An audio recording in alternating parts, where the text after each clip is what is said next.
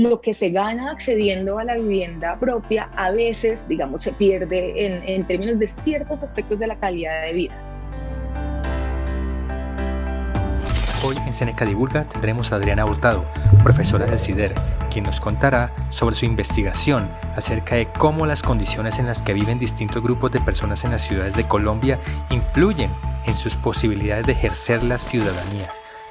Adriana, muchísimas gracias por participar en Seneca Divulga. Muchas gracias, Carlos, por la invitación. No, con mucho gusto. Cuéntanos tú en qué facultad estás en la Universidad de los Andes. Yo estoy en el CIDER, que es el Centro Interdisciplinario de Estudios sobre Desarrollo.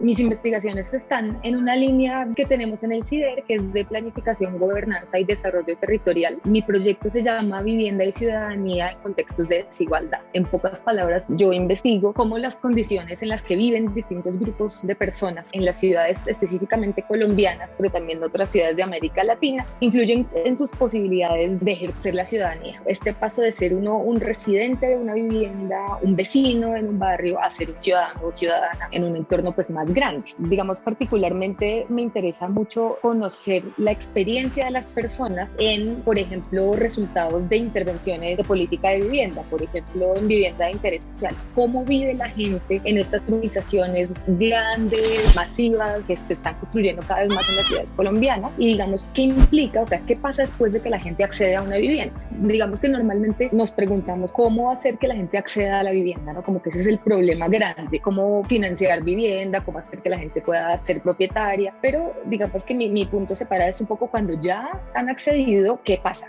¿Qué pueden hacer, qué no? ¿Cómo se relacionan con la ciudad? Digamos, ya más relacionado con temas de derecho a la ciudad y de acceso a un ámbito como más grande, que ya no es las cuatro paredes de la vivienda. ¿Y qué has encontrado? ¿La gente sí cambia su percepción de ciudadanía cuando accede a estos tipos de vivienda? Sí, digamos que lo que yo he mirado hasta ahora más son estos conjuntos grandes de vivienda de interés social que a las personas que acceden a este tipo de vivienda pues les cuesta muchísimo en términos de dinero, de tiempo, digamos, de organización de recursos para poder llegar a acceder a esa vivienda.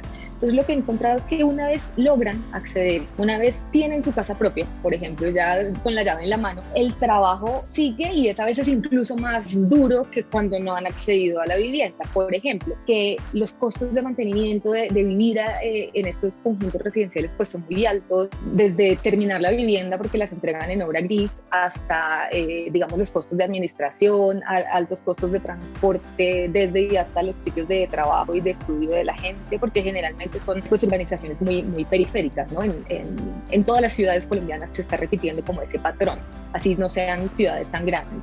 Entonces, pues el costo de vivir en una periferia urbana es mucho en términos de tiempos, de dineros y también de acceso a una red de soporte social, porque la gente se aleja generalmente de sus amigos, de sus familiares o incluso de los servicios institucionales que prestan, digamos, labores de cuidado o ayudan en labores de cuidado. Entonces, lo que se gana accediendo a la vivienda propia a veces, digamos, se pierde en términos de ciertos aspectos de la calidad de vida. Y ese es un asunto pues, que hay que solucionar desde las políticas y también ya pues desde un apoyo a la gente que ya vive ahí, por ejemplo, con temas de soporte social, de equipamiento, de instituciones que ayuden un poco a hacer más leve esa carga que se le ha impuesto a la gente por vivir ahí. Y lo otro, digamos, esto es un resultado que he venido con las personas con las que investigo como masticando mucho, y es como, por ejemplo, pasar a vivir en propiedad horizontal, pasar a ser, digamos, de una asamblea de copropietarios, pasar a ser regido por el régimen de propiedad horizontal y de estos reglamentos y manuales de convivencia, etcétera. Es como un contexto que hace que la gente tenga que cambiar esa forma de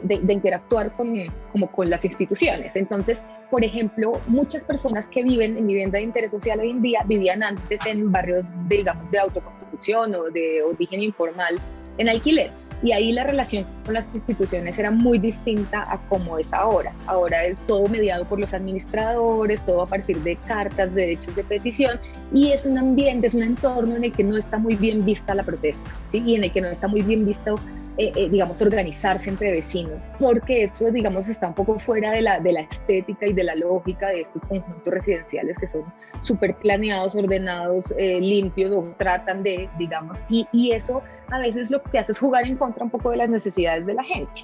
Entonces, digamos que yo he investigado mucho en Soacha, por ejemplo, en grandes urbanizaciones que hay en Soacha, y cuando surge la idea de organizarse, de protestar, de hacer, digamos, una manifestación pública, visible de la protesta, muchos de los mismos residentes no quieren hacerlo porque sienten que eso, y con razón, sienten que eso les va a desvalorizar su inversión que tanto les costó y que le va a dar mala imagen un poco a estos sectores de la ciudad. Entonces es una ambigüedad que después de haber invertido tanto, como que muchas de las personas que han accedido a esta vivienda propia sienten que si protestan, entonces pueden poner en peligro su mismo patrimonio.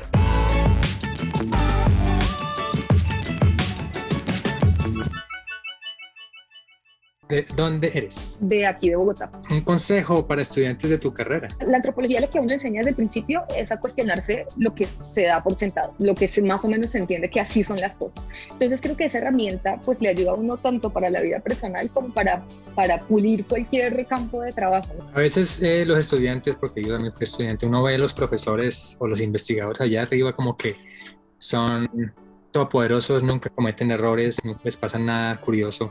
¿Tienes alguna experiencia en tu profesión que te haya pasado algo curioso, algo que no esperabas que fuera a pasar, que nos quieras compartir?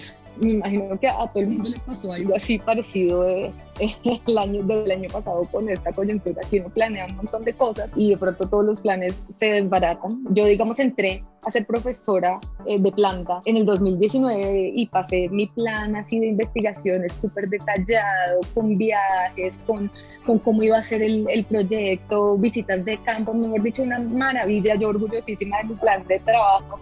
Y pues 3 meses de aprobado, pasa el COVID y pues realmente digamos que tener que reacomodar todas las fichas apenas uno empieza pues es muy digamos desorientador, pero creo que pues todo al final funciona para bien. ¿Tú qué prefieres, clases virtuales o presenciales, hablando del tema? Para pregrado presenciales, para posgrados virtuales. ¿Hay algún malentendido recurrente que la gente tenga acerca de tu carrera cuando tú dices antropóloga? Si uno dice que es antropóloga, entonces es como, pero tú estudias huesos, pero no, esos son los arqueólogos. Bueno, que digamos que hace parte de la antropología, o que creen que de todas formas es trabajar con indígenas o con campesinos, digamos, que uno no puede, por ejemplo, estar, no sé, discutiendo una política de vivienda siendo antropólogo, porque eso no tiene nada que ver. Bueno, Adriana, muchísimas gracias por haber participado en Seneca Divulga. Bueno, gracias, Carlos, qué chévere esta iniciativa.